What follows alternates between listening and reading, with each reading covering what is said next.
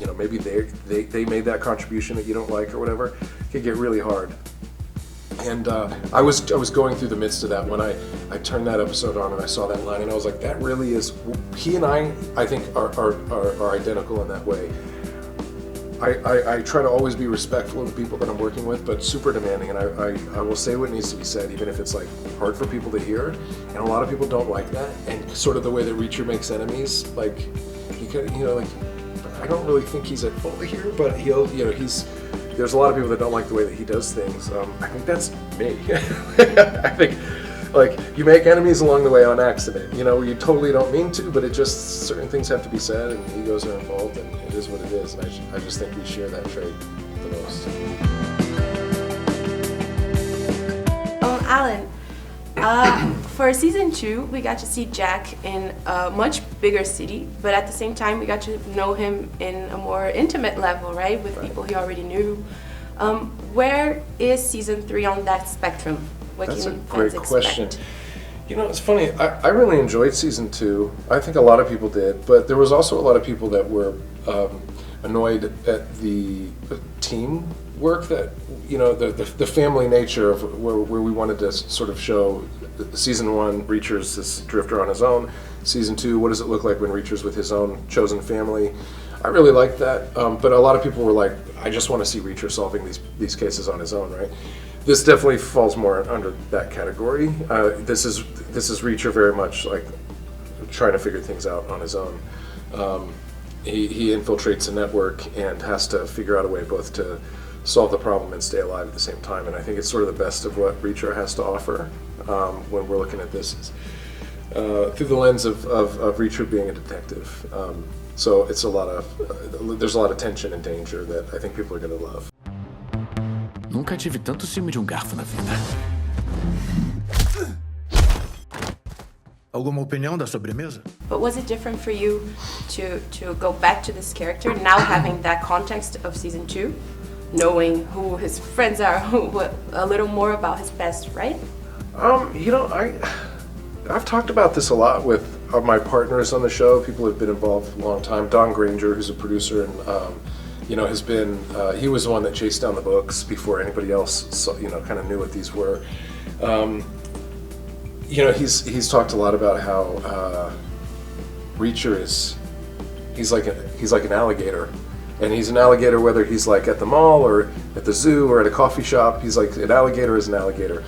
And there's something that I think we kind of admire about how Reacher knows who he is, and he is who he is. He has his rules, and they sort of are unchanging. You know, I tend to be a bit of a chameleon too. Like when I go into a room, I just sort of absorb the energy of that place and become whatever that is. If it's fun or goofy, if it's serious, I just sort of. And I think we all do that to some degree. And I think Reacher's the opposite. I think Reacher's just Reacher, and we love him for it. So for me, the approach is just sort of always to present Reacher as who he is, which is this sort of very sort of fixed quantity.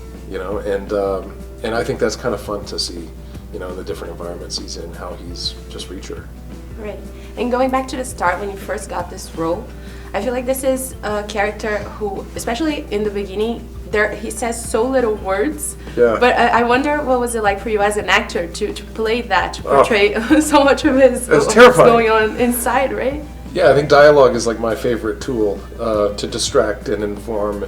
You know, it's really hard when, you know, your typical primary method for conveying emotion or something is found through dialogue, and you start to question everything. You're like, where do my hands go? Like, am I standing right? I mean, you start thinking about everything physical, and you know, so there's not quite as much of that as there was like season 1. Season 1, I think we were like 7.5 minutes, no dialogue or something when we first met Reacher, which is just very hard to do.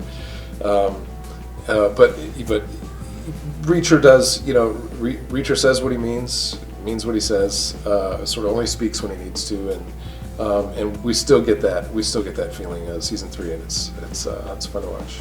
Cool. And you also had the challenge of creating your own version of this character, right? What do you feel? Yeah. What does this version of Jack Reacher has of you? Oh, that's a good. Well, Reacher has a line. Reacher has a line this year where he says, I think somebody says about him,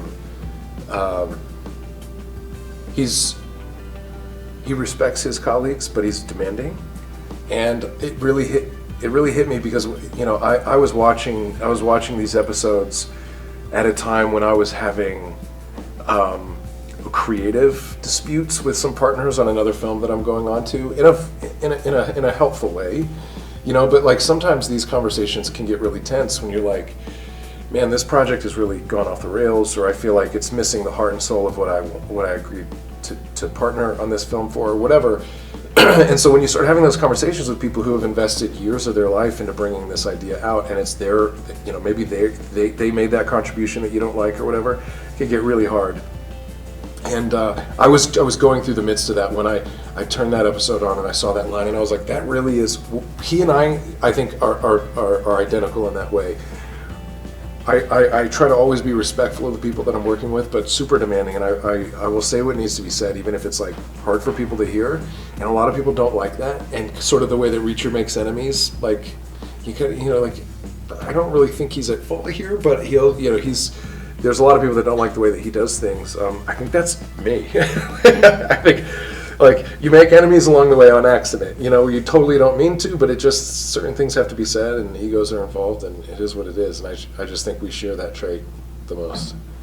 Você faz essas merdas toda hora! De vez em quando. Qual